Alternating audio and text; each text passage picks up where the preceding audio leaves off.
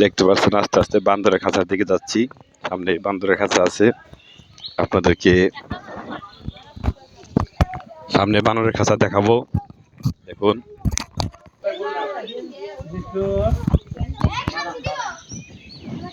ভালোই খাও।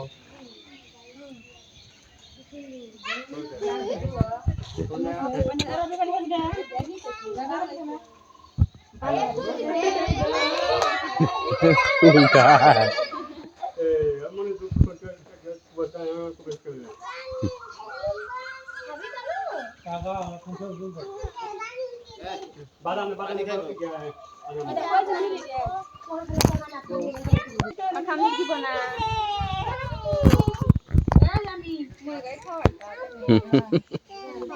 মনে হচ্ছে খাবার তো আসলে